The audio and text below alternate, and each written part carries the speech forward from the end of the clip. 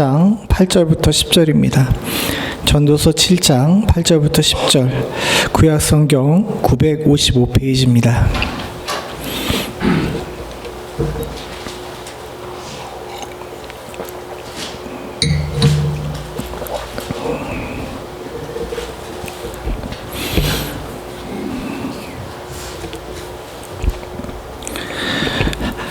우리 한 목소리로 함께 읽겠습니다. 8절부터 10절입니다. 시작.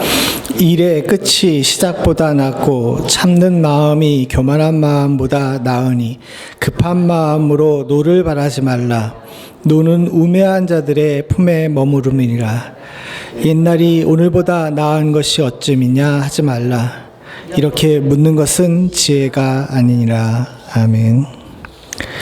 전도서 7장은 우리 인생에 대한 지혜를 이야기하고 있습니다. 그런데 인생에 대한 지혜로만 얘기하는 것이 아니라 전도서 전체가 강조하고 있는 것이기도 하지만 하나님과 동행하는 방법, 그리고 하나님의 마음에 들게 사는 방법, 이것을 이야기한 것이 전도서 7장이라고 할 수 있습니다. 특별히 우리가 본 우리 7장 8절부터 10절 같은 경우는 인생 전체에 대한 통찰을 담고 있는 아주 중요한 그런 말씀이기도 합니다.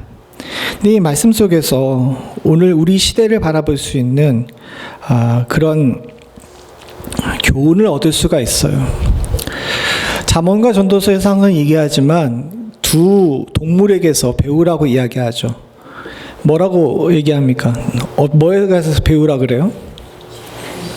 개미에게 가서 배우라 그러죠. 그리고 또 하나는 뭐와 닮으라 그래요? 예, 뱀을 닮으라고 이야기하죠. 근데 뱀을 닮으라고 하면서 나오는 이야기가 뭐냐면 뱀처럼 지혜로우라는 겁니다. 근데 아무리 들여다봐도 뱀은 혐오스럽지 지혜롭지가 않은 것 같아요. 그런데도 불구하고 왜 그렇게 얘기했을까? 그래서 잘 생각해 보게 되게 되면 하나님께서 그 뱀이 가지고 있는 여러 가지 독이나 그 혐오스러운 모습이나 죄악을 상징하는 모습을 이야기하는 것이 아니라 그만큼 민감하라라는 것을 우리들에게 강조하고 있는 겁니다. 왜냐하면 성도가 세상을 민감하게 더 지혜롭게 살지 않게 되게 되면 세상 살기가 참 힘들거든요. 그래서 주님께서는 우리가 나이가 한 살 한 살 더 먹어가면서 더욱 지혜롭기를 원하고 계십니다. 우린 이 하나님의 마음, 우리 아버지의 마음을 알아야 돼요. 성도들은, 또 목회자는, 교회는 그래서 성장해야 합니다. 근데 여기서 말하는 성장은 숫자적인 성장이 아니에요. 솔직히 말씀드리게 되면 죄송한 얘기지만 이제 저도 그럴 나이가 돼가지고 해가 가면 갈수록 이제 예전만 같지 못하다는 거, 그런 걸 느낍니다. 죄송한 얘기인데 그래요. 여기 우리 장로님 권사님도 계신데 제가 버릇없는 얘기해서 너무 죄송한데 사실 그게 사실이잖아요. 성경에도 얘기합니다. 가면 갈수록 인생의 몸이 어떻게 됩니까? 후패해져 간다라고 이야기해요. 그런데 주님께서는 그럼과 동시에 우리들에게 뭐라고 얘기하시냐면 가면 갈수록 너희가 성장하고 더 지혜로우라고 이야기하는 겁니다. 그렇다면 무엇인가 하냐면 우리 육신의 몸과는 상관없는 우리 어떤 부분이 매일 성장하고 매일 더 지혜로워져야 된다는 거예요. 그게 뭐냐면 삶의 태도입니다. 인생을 바라보는 태도, 세상을 바라보는 태도가 주님께서는 우리가 매번 성장하기를 원하시는 거예요. 특별히 오늘 이 송구영신 예배 때 이 본문을 택하게 된 이유 중에 하나는 뭐냐면 여러분들은 기억하시지 못하겠지만 작년 송구영신 때 이 전도서 7장을 했거든요. 여기 말고 다른 본문을 했습니다. 그것과 연관돼 가지고 보는 건데 우리가 이 본문을 통해 가지고 지금 이 시점에서 우리 주님께서 우리들에게 바라시는 성장이 무엇인지, 더 지혜롭게 되는 방법이 무엇인지를 함께 살펴보면서 우리가 2024년은 지금보다는 더 지혜롭게 행동하실 수 있는 그런 은혜가 있기를 간절히 소원합니다. 제일 먼저 이야기하고 있는 것은 뭐냐 하면 우리에게 잘 끝내는 법을 알아야 된다라고 말씀하고 계세요. 잘 끝내는 법. 이게 무슨 얘기냐 하게 되면 전도서의 다른 부분, 또 성경의 다른 부분도 얘기하지만은 처음 시작들은 다 좋아요. 이스라엘 백성들이 가나안 땅에 처음 들어갔었을 때 가나안 땅에서 웬만큼 정복한 다음에 여호수아가 이스라엘 백성들을 다 불러 모았어요. 그러면서 그들에게 이야기합니다. 이제 여기서 서약하자. 하나님을 따를 것인지 하나님을 따르지 않을 것인지. 나와 내 집은 하나님을 따를 것인데 너희들이 이제 너희 스스로 판단해라 라고 이야기합니다. 그때 이스라엘 백성들 모두가 다 어느 쪽을 택했어요? 하나님께 충성하며 하나님의 율법대로 살겠다라고 그렇게 이야기를 했죠. 근데 여러분, 한 세대가 지나가기도 전에 무슨 일이 벌어졌습니까? 이 사람들 다 떠나버렸어요. 심지어는 모세의 손잡벌 되는 사람이 우상의 제사장이 되는 일이 벌어졌고요. 먹고 살 방법이 없어가지고 이리저리 유리거식하는 레위인들이 이스라엘 땅에 가득했어요. 원래 그들은 누가 먹여야 되냐면 하나님을 제대로 섬기고 있는 다른 11지파가 먹였었어야 되는데 그렇지가 못했다는 거죠. 그 얘기는 뭡니까? 처음에는 잘하겠다라고 이야기했지만 어떻게 되는 거예요? 이제 점점 우리가 잘 안 되는 것이죠. 우리 속담에도 그런 얘기가 있습니다. 작심? 3일이에요. 올해 연초에는 올해에는 이것을 목표로 삼아야지라고 이야기하면서 시작을 하지만 3일을 가지 못한다는 겁니다. 근데 성경에서 얘기하고 있는 더욱 지혜로운 사람, 하나님의 사람들은요, 처음에 품었던 마음을 끝까지 잘 품을 줄 아는 그런 사람이에요. 그래서 오늘 성경 부분에 뭐라고 얘기하냐면 일의 끝이 시작보다 낫고라고 이야기하면서 일의 시작보다는 뭐에 중점을 두고 있는 겁니까? 끝에 중심을 두고 있는 거예요.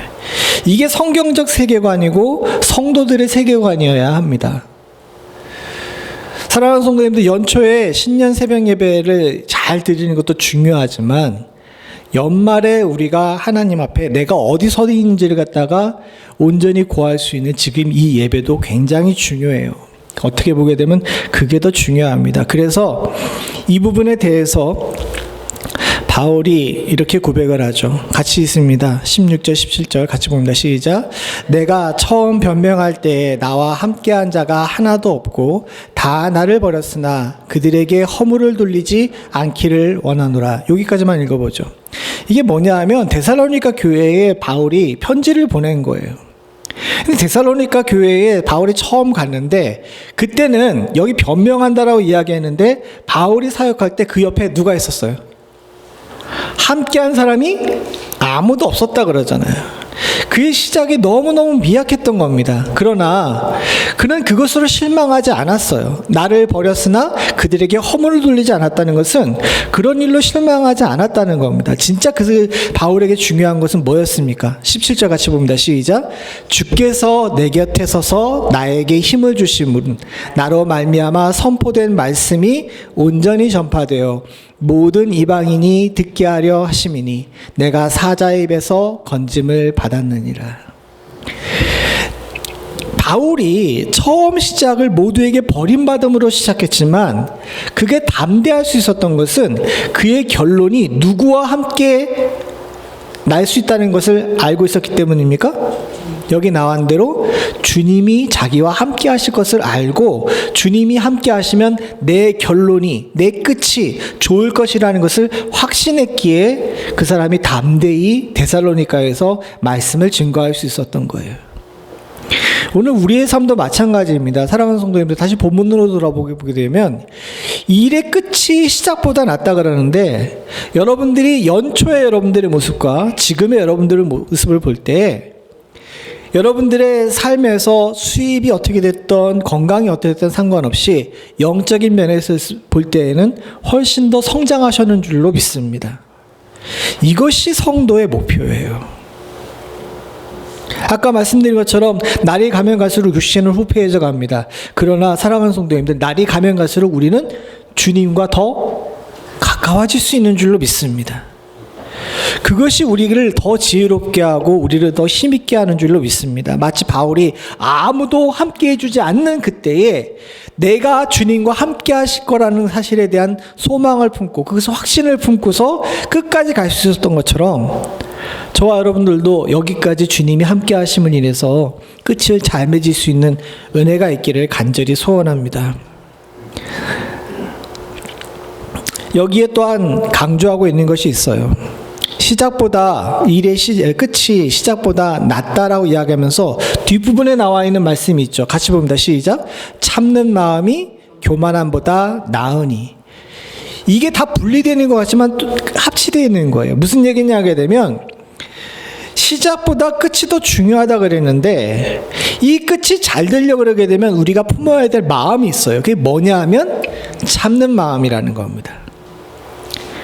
근데 이게 참는 마음이라는 것이 여기는 그냥 참는 마음이라고 되어 있는데 우리 보통 이걸 뭐라고 번역합니까? 성경의 다른 부분에서는 인내로 번역하죠. 인내. 시작보다 끝이 좋아지는 성도, 더 지혜로운 사람이 마음에 품고 인생을 바라봐야 되는 교훈이 있는데 그게 뭐냐면 교만한 마음으로 아무 데나 가서 들이받는 것이 아니라 인내하며 하나님이 나와 함께 하실 때를 기다릴 줄 아는 지혜를 가지라는 거예요. 우리가 예로 들었던 바울의 예를 다시 한번 봅시다. 여기 볼 때 16절 마지막에 자기가 다 버림받았어요. 그때 뭐라 그럽니까? 다 나를 버렸으나 그들에게 허물을 돌리지 않았다는 거예요. 누구를 비난하지 않았다는 겁니다. 왜? 지금 바울이 더 좋은 마지막을 바라보기 위해서 내게 필요한 것은 인내라는 사실, 주님께서 나와 함께 하실 것을 바라보며 인내해야 한다는 사실을 잘 알고 있었기 때문에 그의 마음속에서 교만한 마음으로 야 네가 나를 안 도와? 이런 식으로 대하지 않았다는 겁니다. 이제 2003년을 마치고 2024년을 바라봅니다. 사랑하는 성도님들, 이제 시작하면서 여러분들이 1년의 소망과 계획을 세울 거예요. 물론 그것도 중요합니다. 그러나 사랑하는 성도님들, 진짜 더 중요한 거는 뭐예요? 2024년 오늘이 중요합니다. 그때 갔을 때 여러분들의 인생 옆에 하나님이 함께 하시기를 간절히 축원합니다. 우리는 시작을 바라보는 사람이기도 하지만 끝을 잘 정리해야 되는 사람이기도 해요. 그래서 이 전도서 7장 오늘 우리가 읽은 이 8절의 말씀을 많은 주석가들은 인생의 끝이 중요하다로 번역을 합니다. 저는 지금 이 시간으로 번역을 했는데 이 시간으로 번역한 사람들보다 더 많은 사람들이 인생의 끝을 얘기를 하고 있어요. 우리는 항상 마지막을 준비해야 되는 사람입니다. 세상의 사람들은 천년만년 살 것처럼 그렇게 살지만 우리는 언제든 주님이 부르시면 갈 때를 준비하는 우리의 본향을 바라보는 사람들인 줄로 믿습니다. 근데 여러분, 주님께서 오늘 이 밤에 부르시면 여러분들은 끝이 좋으셔요? 예, 권사님에게 복이 있기를 간절히 소원합니다. 그렇게 아멘할 수 있는 그런 능력이 우리 가운데 매 순간 준비되어 있다면 2024년 우리의 삶은 더 크게 복될 줄로 믿습니다. 매일매일 그런 자세로 사는 사람을 주님께서는 지혜로운 사람이라고, 나의 아들이라고, 나의 딸이라고 말씀하고 계시는 거예요. 주의 귀한 자녀 되신 여러분들, 주님의 마음에 드는 아들, 딸들이 되시기를 원하고요. 여러분들은 인내하심으로 여러분 옆에 계실 우리 하나님을 소망함으로 매 순간순간이 정말 좋은 끝이 될 수 있는 은혜가 있기를 간절히 소원합니다. 두 번째로 이야기하고 있는 것이 있어요. 두 번째로 이야기하는 것이 뭐냐면 노를 품지 않아야 된다는 겁니다. 오늘 본문의 9절 같이 한번 봅니다. 시작. 급한 마음으로 노를 바라지 말라. 노는 우매한 자들의 품에 머무름이라. 예, 밑에도 같이 한번 읽어봅니다. 시작. 짜증 부르며 조급하게 굴지 말라. 어리석은 사람이나 짜증을 부린다. 위에가 마음에 드세요? 밑에가 마음에 드세요? 성경이 여러 번역본이 나오다 보니까 좋은 것이 있는데 뭐냐면 제 수준에 맞게끔 이렇게 이제 들여다볼 수 있다는 게 좋아요. 근데 밑에 있는 것은 이제 공동 번역인데 이 공동 번역의 이 부분이 저는 지금 우리가 읽는 성경보다 더 마음에 확 와닿습니다. 인생에 있어서 중요한 것이 있는데 더 지혜로운 사람은 삶의 모든 부분에 있어가지고 짜증 부리며 조급해 굴지 않는다는 거예요. 그거는 지혜로운 하나님의 사람의 방법이 아니라는 겁니다. 앞으로 우리가 2024년을 살게 되게 되면 여러분, 우리의 삶 속에서 짜증나는 일이 있을까요? 없을까요? 있어요? 없어요? 많을 겁니다. 그리고 조급할 일들이 있을까요? 없을까요? 많이 있죠. 아까 전에 말씀드린 것처럼 인내해야 끝이 좋아지는데, 교만하지 않고 인내해야 우리의 삶이 더 좋아지는데, 참 우리는 그게 절제가 안 돼가지고 자꾸 조급해져요. 그리고 그 조급한데 일이 잘 안 되면 어떻게 됩니까? 짜증을 내게 되죠. 나의 일에서만 그런 것이 아니라 사람의 일에서도 그렇게 합니다. 그래서 교회 안에서 보게 되게 되면 정말 건강한 교회, 하나님의 은혜가 충만한 교회, 그래서 하나님의 인내를 배워가는 교회는 옆에 있는 사람을 참아줄 줄 알아요. 그런데 그렇지가 못하게 되게 되면 교회에 짜증이 가득하게 되고, 가정에 짜증이 가득하게 되고, 또 우리 인간관계에 짜증이 가득하게 됩니다. 그런 사람들은 어떤 사람이라고요? 우매한 자, 어리석은 자라 이야기하면서 지혜로운 사람이 아니라고 이야기합니다. 사랑하는 성도님들, 맞습니다. 우리 삶 속에서 우리의 자녀들이나 우리 형제들이나 우리 교회의 식구들을 대할 때, 또 여러분들의 삶의 여러 부분을 대할 때 하지 말아야 되는 일 중에 가장 큰 일이 뭐냐 하면 짜증내는 거예요.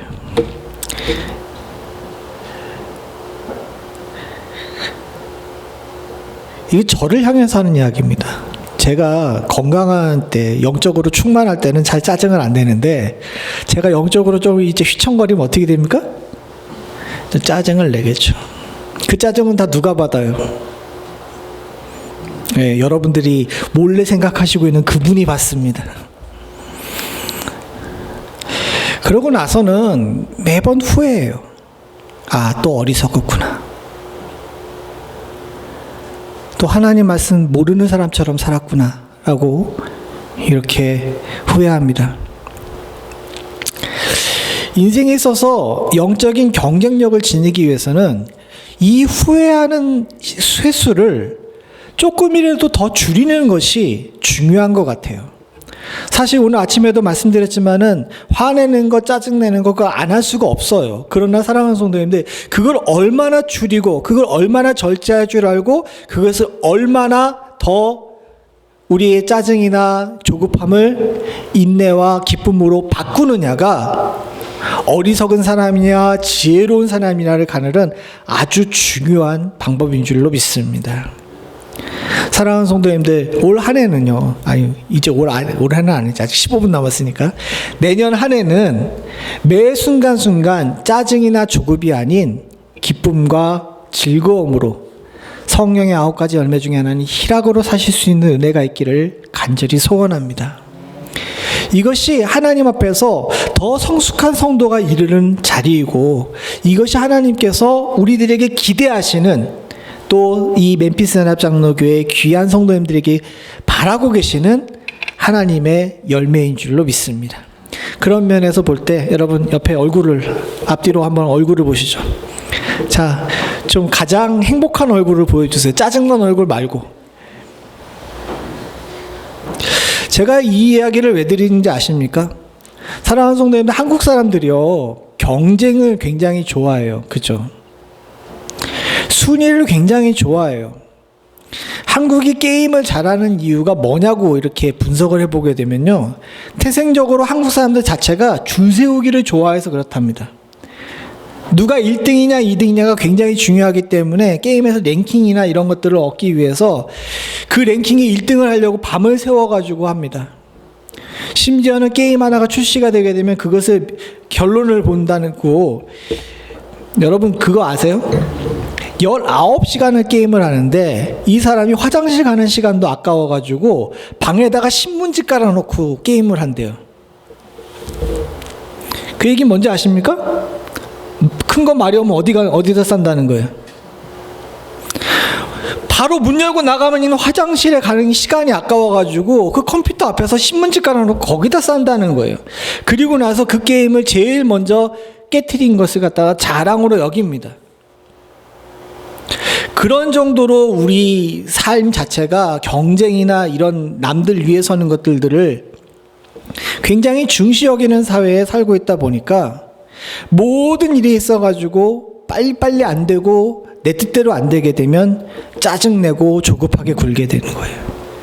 그러나 사랑하는 성도님들, 분명히 기억하셔야 될 것이 있습니다. 우리가 생각하는 시간과 하나님이 생각하는 시간은 달라요. 그리고 진짜 성숙한 성도, 지혜로운 성도는 내 시간에 하나님이 맞추길 원하는 사람이 아니라 하나님의 시간에 맞춰가지고 스스로를 다스릴 줄 아는 사람인 줄로 믿습니다. 그런 면에서 볼 때 사랑하는 성도님들, 저나 여러분들이나 급한 마음이라 노를 바라지 않고 여기 다른 번역처럼 짜증 부리며 조급해 굴지 않고 하나님의 때를 기다리며 화내지 않을 줄 아는, 또 미움 갖지 않을 줄 아는 그런 지혜가 있기를 소원합니다. 세 번째로 이야기하고 있는 것이 있는데, 그것은 뭐냐면 지난 세월을 품지 않아야 돼요. 이게 지혜로운 방법입니다. 여러분, 이 얘기는 뭐냐면요, 10절 같이 한번 보죠. 위에 거부터 먼저 봅니다. 시작.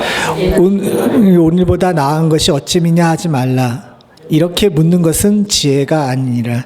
이거 이렇게 하면 우리 못 알아들어. 밑에 이제 표준세 번역으로 같이 한번 읽어보겠습니다. 같이 봅니다. 시작. 이런 말을 하지 말라. 지나간 세월이 지금보다 좋았지.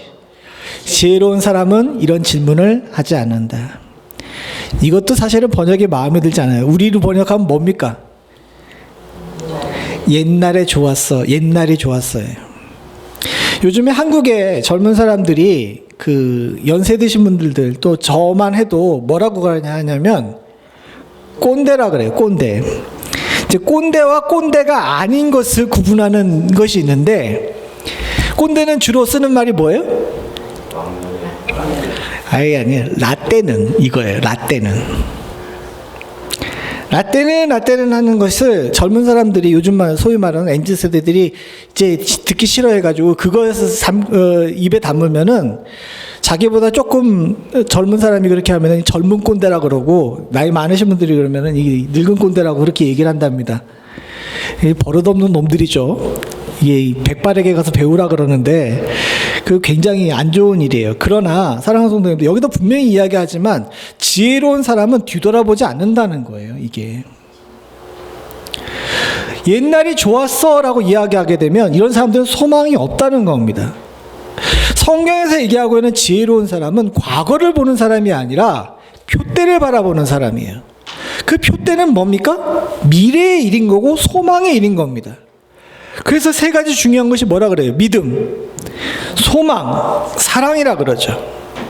이 세 가지는 항상 있을 것이라 그러는데, 이 세 가지는 믿음의 사람들이 가져야 될 기본적인 소양인데, 그 중에 하나가 소망이에요. 소망은 장래에 될 일을 바라보고 그것을 믿음으로 받아 확신하는 것인 줄로 믿습니다. 그런데 이런 사람이 옛날이 좋았어 라고 이야기하면 안 되겠죠. 사실 그렇습니다. 우리는 그 신앙생활 오래 하신 분들 같은 경우는 예전에 좋았던 과거의 교회들을 기억하면서 예전 교회는 안 그랬는데 지금은 이렇다라고 이야기해요. 사랑하는 성도님들, 그것은요, 우리에게 부여하신 하나님의 소명과 우리에게 부여하신 지금의 시간을 낭비하는 일입니다. 지금의 교회가 이렇다고요? 그렇다면 하나님께서 이런 교회 가운데 우리에게 허락하신 하나님의 소명이 있고 그 소명에 충실하라고 지금 이 시간에 우리를 여기에 두셨는 줄로 믿습니다. 우리의 가정의 문제도 마찬가지고 우리 일터의 문제도 마찬가지입니다. 옛날에 우리 집은 아니랬는데, 옛날에 우리 사업체는 아니랬는데 라고 이야기하시는 경우들이 종종 있어요. 근데 여기 뭐라 그럽니까? 그런 것은 지혜가 아닙니다. 지금 현재 이렇게 됐다면 현재 하나님께서 주신 소명을 가지고 그 소명 안에서 이곳을 복된 하나님의 나라로 만들기 위해 노력하는 것이 진짜 지혜로운 사람이라는 겁니다. 사랑하는 성도님들, 우리 마음속에 뒤를 돌아다보는 사람 되지 않을 수 있는 은혜가 있기를 소원합니다. 지나온 길은 지나온 길이에요. 그 길 동안에 하나님께서 함께 하심에 대해 감사하는 것 중요하지만, 그리고 우리의 끝을 잘 맺는 것도 중요하지만, 더 중요한 것, 더 지혜로운 것은 뭐냐면 뒤를 돌아다보지 않고 미래의 소망을 가지고 소망을 가진 사람답게 사는 것이 우리의 일인 줄로 믿습니다. 2024년에는요, 우리 멤피스 연합장로교회가 2023년보다는 더 큰 소망을 품을 수 있는 은혜가 있기를 소원합니다. 그리고 제가 보건대 믿음의 분량이 크시면 크실수록 소망은 더 커지는 줄로 믿어요. 제가 우리 교회에서 제일 간땡이가 제일 작아요. 근데 우리 교회에서 제일 간이 제일 크신 분이 누군지 아십니까? 우리 장로님이십니다. 장로님과 이야기하면 제 모든 근심과 걱정이 별게 다 아닌 것 같아요. 저는 내년에 이거 어떻게 하죠? 라고 이야기하면 우리 장로님 항상 대답하시는 것이 있죠. 하나님께서 알아서 하실 겁니다 라고 이야기하세요. 저 그거 참 닮고 싶어요. 여러분들도 이런 소망을 가지실 수 있는 은혜가 있기를 소원합니다. 자꾸 뒤돌아보면서 예전에 있던 것들, 예전에 지나간 것들, 그때는 그랬으면 좋겠지라고 하는 것 아무런 소용이 없어요. 누군가 그런 썼더라고요. 인생을 바꿀 수 있는 제일 좋은 방법은 타임머신을 타고 가가지고 2008년으로 가서 그때 비트코인을 사는 거라고 그렇게 얘기를 하더라고요. 이게 가능한 일이에요? 제 이야기를 알아들으신 분이 얼마 없는 것 같은데 소위 말해가지고 요즘 그 얘기하고 있는 그 가상화폐가 가장 쌌던 때가 2008년, 2009년이었거든요. 그때로 가가지고 그때 좀 많이 사놨으면 지금 엄청나게 부자가 됐을 거라고 이야기하는 사람들인데 그게 무슨 소용이 있어요? 가능한 일이에요? 아니에요. 제가 너무 극단적인 예를 들었지만 예전엔 그랬다라고 이야기하시는데 예전에는 그랬다라고 이야기하는 것으로 다시 돌아갈 수 있는 방법이 없어요. 그건 이미 지나간 겁니다. 사랑하는 성도님들, 우리 모두는 앞을 바라보고 뛰는 사람입니다. 소돔과 고모라 때 룻이 자신의 가족들을 모두 데리고 떠났어요. 그때 하나님의 천사가 룻의 가족에게 이야기했어요. 뭐라고요? 뒤돌아보지 말라고.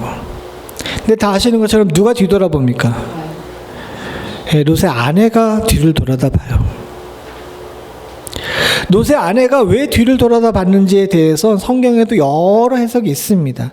근데 여러분 생각을 해보십시오. 롯이 소돔에 살 때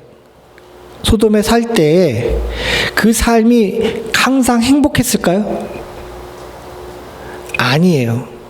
그곳에서 사람들과 삐그덕댔을 거고 때로는 성경에 나온 것처럼 외적의 침입을 받아가지고 포로로 잡혀가면서 정말 험한 꼴도 당하고 많은 일들을 했을 거예요. 특별히 보게 되면 분명히 양떼가 많아가지고 둘이 분리되는데 룻이 그곳에서 양을 치지 않고 지금 어디에 살고 있습니까? 도시에 살고 있다는 거는 그가 가지고 있던 재산들이 다 어떻게 됐다는 거예요? 없어졌다는 거거든요. 그런데도 불구하고 보지 말아야 될 것들을 향하여서 미련을 가지고 뒤돌아보는 것이, 그래서 소금 기둥이 되는 것이 참 어리석은 모습이라는 거죠. 그래서 성경은 롯의 아내를 닮지 말라고 이야기하는 것이 그런 이유에서입니다. 사랑하는 성도님들, 2023년은 지나갔습니다. 우리가 지금 바라봐야 될 것은 뭡니까?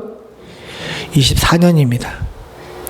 저와 여러분들이 이 지혜를 가지고 미래를 향해 소망으로 사시는 분들이 다 되실 수 있기를 간절히 소원합니다.